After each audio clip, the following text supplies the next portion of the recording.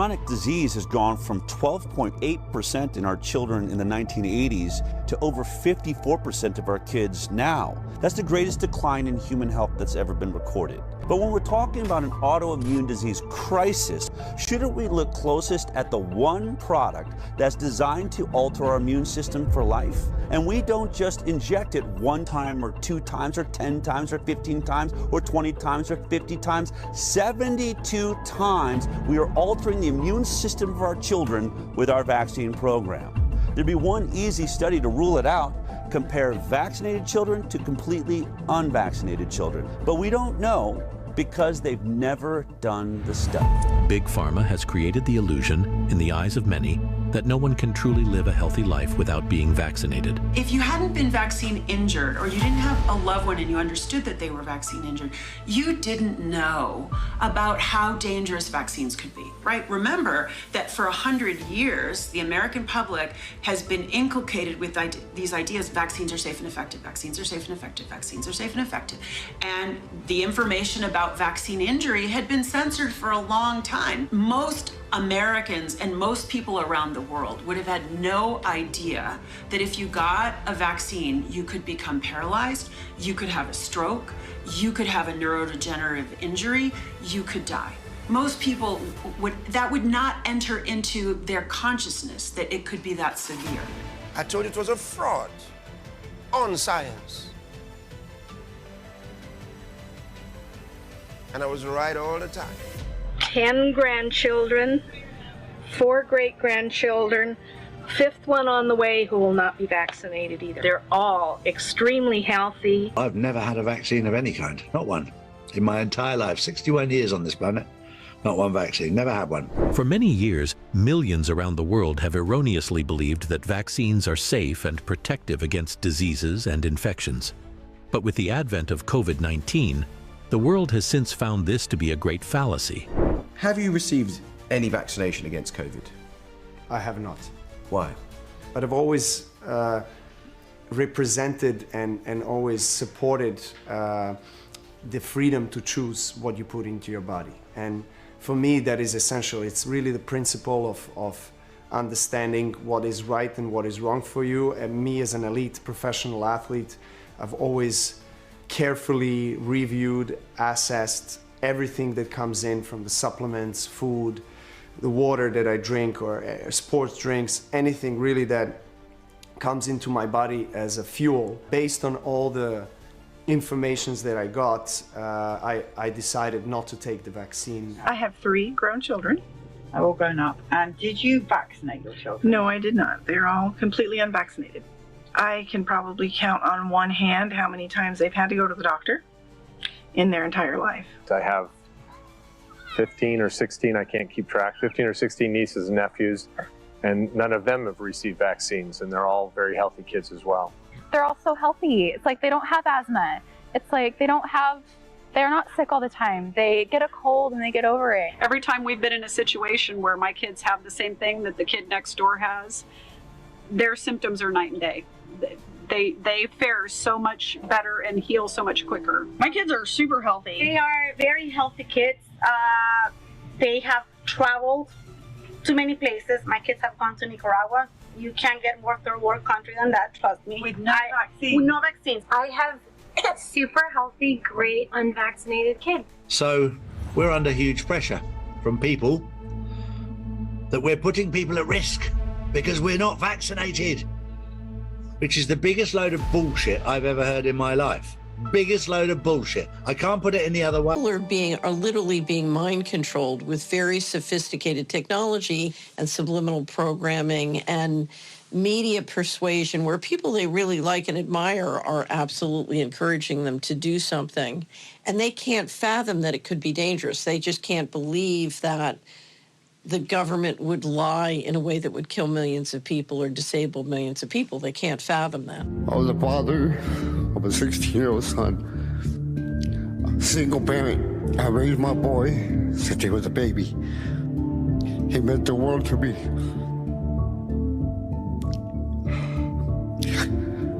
I got the vaccine to protect my son. And after in March, April, they're announcing how it was safe for teenagers. Me and my son have never been apart. We're always together. He was my best friend. I always told him it was me and you against the world. We got the Pfizer vaccine because I thought it was to protect him. I thought it was the right thing to do. It was like playing Russian roulette. My government lied to me. They said it was safe.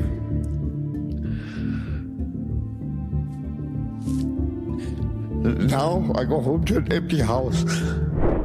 Colton was a 13-year-old healthy, strong boy. He loved anything that has to do with an adrenaline rush. Motocross was his passion. The doctor says, hey, he's the age that you should get the HPV vaccine. I said, okay. So he was administered the vaccine. And then this is the last day he got to ride that big boy bike.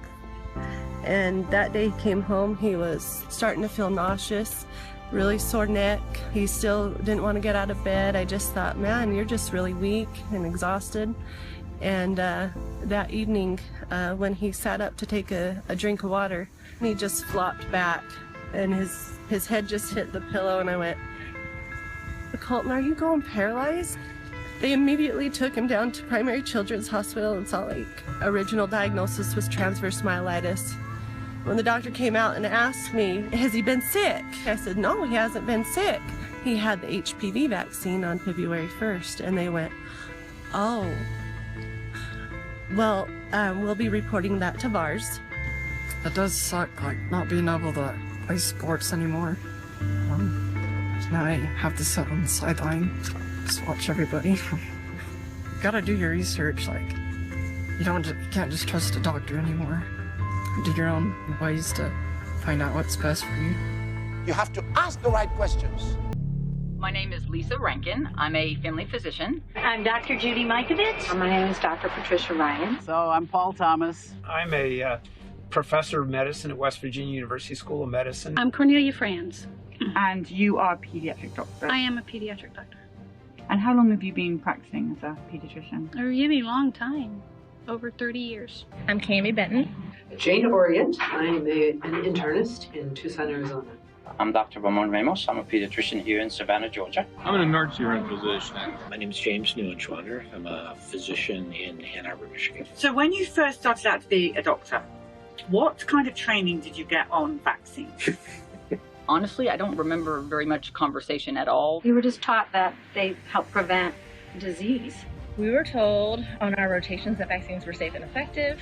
Here's a schedule. We are not taught what's in those vaccines. We are just taught what the schedule is like. Safe and effective, and they save millions of lives. We learn the schedule. My name is Dr. Sherry Tenpenny. I'm from Cleveland, Ohio. I've been researching problems associated with vaccines since September of 2000. I've put well over 20,000 hours of my own time into researching these problems with vaccines. My name is Dr. Suzanne Humphreys. I am primarily educated with a BA in physics, and then I went on to medical school and studied internal medicine and specialized in nephrology. What made me realize there might be a problem with vaccines was one of my own patients telling me that they were fine until they had that vaccine. So I investigated and found out that his kidney function was perfectly normal before he was given a vaccine, and he was requiring dialysis within a month afterward. I just felt like I needed to know the truth, and if the truth was that vaccines were safe and effective in doing what they said, then I would have been a primary proponent for vaccines. I'd be marching to the drum of vaccination. I just needed to know, were vaccines actually causing problems in my patients or weren't they? I couldn't stop myself from researching after that because there was just so much evidence and there were so many things that I was discovering while I was looking into the safety of vaccination that really blew my mind. And in a kind of a morbid way, I found it fascinating because history was being rewritten in my brain. It's a very hostile environment, both scientifically and in the media, for individuals who reach conclusions or have opinions that counter mainstream ideas. How many patients overall in the end did you end up treating, children? Well, I had 10 to 15,000 active patients, which means they've been seen in the last year. Okay. Because you did a study on your 15,000 active patients. Right. Right? Well, actually, the study was on every baby born into my practice. Okay. So not the whole practice. Okay. I wanted a nice, clean sample. You start at birth, and then you look at the difference in all health outcomes, which they never study that. The CDCs should, but they never do. Look at all health outcomes comparing vaccinated, and in my case, they were verily vaccinated, not CDC vaccinated, to completely unvaccinated, and see the difference. And we published that study, and within days of that study being published, and I see it on your screen, you're seeing the title of that study. Within days, I lost my license. I got a phone call from my attorney. He says, Paul, don't go into the office, don't call any patients, don't write any prescriptions. Your license has been emergently suspended. And I said, why? He says, well, they had an emergency meeting, and you are a threat to public health. For doing science, for saying, hey, I see a problem. I'm just showing you the data. Right. That I have a very large practice. I can show you the kids. I can show you all that data. Yep. And it's saying what it's saying, and that makes me dangerous. Right. And they silenced those who had a different idea. Those who said it was wrong. They tried to silence them. They fired some of them from their jobs. There's over 10,000 dead people in Europe that died on days 1, 2, and 3 after the vaccine. Why are we pushing this in a way where people's jobs and their education and their livelihood decide on a decision that's potentially fatal? There are parents that say, listen, I want my kid to go to college this year, but I don't want to lose him to the vaccine. They know what's going on. The internet is full of these cases. Blood clots, strokes, immediate death. In spite of being protected against 3 deadly diseases, the introduction of DTP was associated with increased overall mortality. Children who received DTP vaccine had 5 times higher risk of dying than those who didn't. And this is just one example of many studies now done of DTP vaccine, and they all show the same. DTP vaccinated children have higher mortality than those who didn't get DTP. So it appears that DTP vaccine has negative non-specific effects. The protection against the 3 deadly diseases comes at a very high price, namely increased risk of dying. So, with the best of intentions, the use of DTP vaccine may kill more children than it saves. I know these results are extremely uncomfortable, and most people, including myself, just wish they weren't true. But this is what the data tells us. I received a copy of the study. It showed the results of the analysis comparing children enrolled in Henry Ford from 2000 to 2016 from birth onward who had no vaccines compared to those who had 1 or more vaccines. The study was based on actual medical records, meaning finally a large vaccinated versus unvaccinated study using health data from a major United States health institution, something, as the IOM pointed out, never existed before. The study began by explaining it set out to reduce vaccine hesitancy by assuring parents the CDC vaccine schedule is safe. Instead, what these researchers found was that vaccinated children had 4.29 times the rate of asthma, 3.03 times the rate of atopic disease, 5.96 times the rate of autoimmune disease, and 5.53 times the rate of neurodevelopmental disorders, which included 3.28 times the rate of developmental delay and 4.47 times the rate of speech disorder.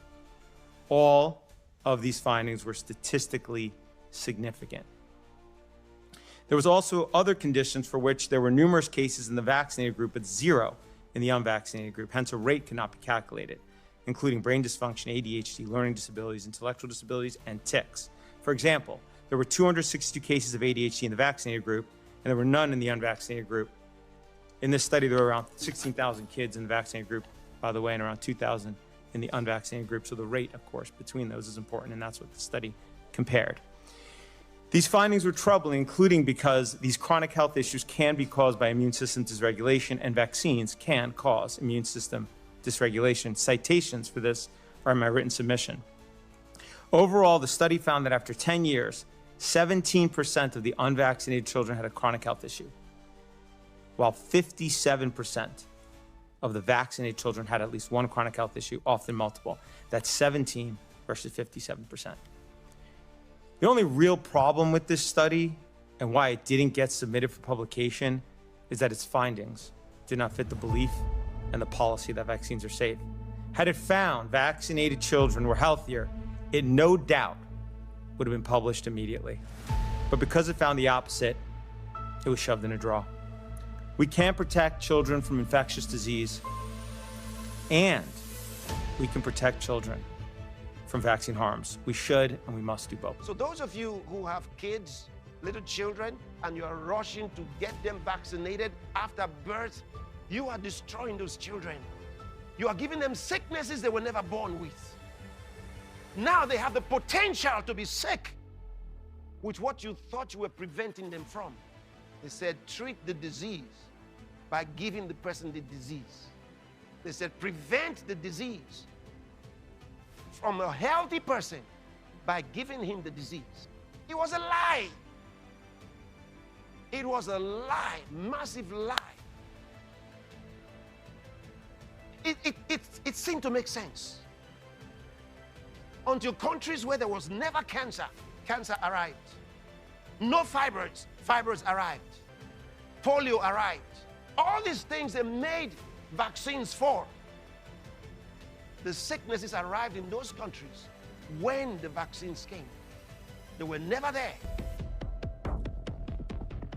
The vaccinated subjects were over 4 times more likely to have an asthma diagnosis. 600% more acute and chronic ear infections. 4.47 times the amount of speech disorders in the vaccinated compared to the unvaccinated. 5.5 times risk. 616% increase. Learning issues, developmental delays, speech delays, language delays. Amongst the unvaccinated group, there were 0.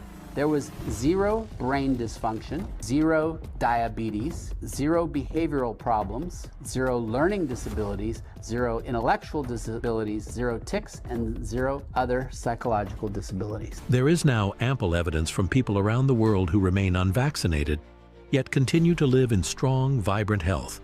Their experiences challenge the narrative many have long accepted and raise important questions about what true wellness really looks like. I have no thoughts, no second guesses. He's not going to receive anything, not from the vitamin K, not the azithromycin or whatever you want to call it, the antibiotic from the beginning. We're not doing any of it because I don't need it. I think the Lord made the world exactly the way he intended it. It was so blatant that these children were super, super healthy. I had never seen health like that. I didn't know that health like that was even possible. People that I know that do vaccinate, I know their kids have more, seems to me, more health problems. I mean, my kids don't really have any, like definitely no chronic health problems.